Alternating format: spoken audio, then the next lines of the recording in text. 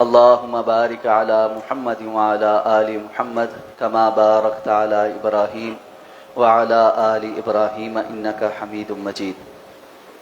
عن سلمة رضي الله تعالى عنها قالت: كانت النفساء تقعد على عهد النبي صلى الله عليه وسلم بعد نفاسها 40 يوما. رواه الخمسة إلا النسائي.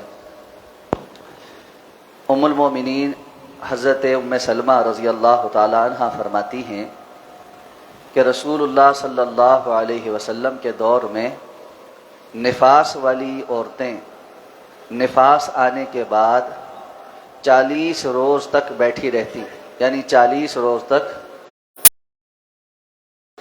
نہیں کرتی تھی.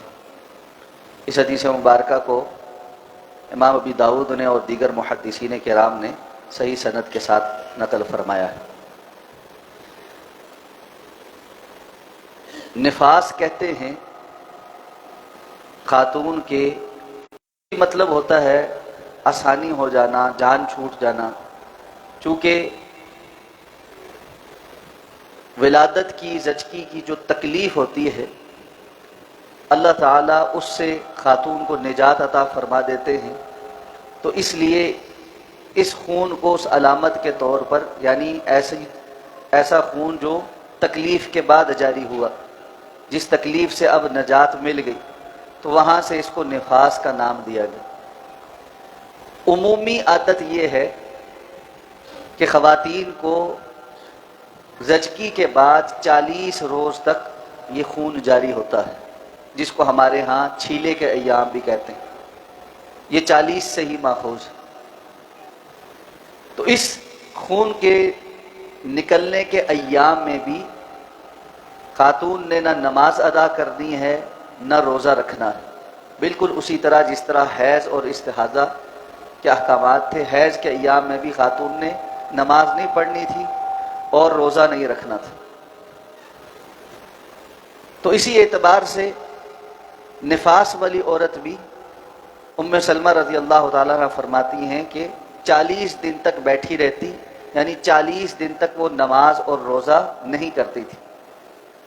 حیض کی طرح ہی نفاس والی خاتون پر بھی نماز کی قضا نہیں ہے، یعنی نفاس سے فارغ ہونے کے بعد 40 روز کی نمازیں نہیں اس نے پڑھی. لیکن اگر اس کے فرض روزے رہ گئے ہیں تو نفاس سے فارغ ہونے کے بعد اس نے جب موقع میسر آئے اور صحت اجازت دے تو یہ روزے رکھنے ہیں.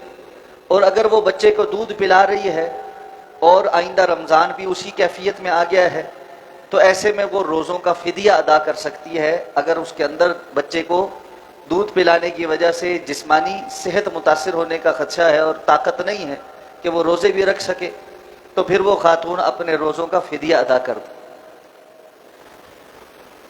نفاس والی خاتون کی جو نفاس کے ایام ہیں یہ کم اور زیادہ بھی ہو سکتے ہیں. بسا اوقات یہ بعض خواتین میں تھوڑے عرصے تک خون رہتا ہے، اس کے بعد وہ پاک ہو جاتی. تو اگر کوئی ایسا معاملہ ہو کہ کم ایام میں طہارت حاصل ہو جائے تو یہ 40 کا عدد پورا کرنا ضروری نہیں ہے، بلکہ طہارت کا حاصل ہونا مقصود. خون آنا بند ہو جائے تو غسل کر کے نماز اور روزہ شروع کر دیا جائے گا.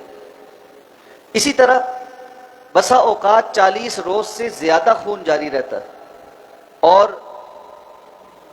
شیخ ابن تیمیہ اور شیخ ابن عثیمین رحمہ اللہ وغیرہ نے جو اقوال نقل کیے ہیں اس میں زیادہ سے زیادہ اس کی مقدار 60 دن تک جاتی ہے.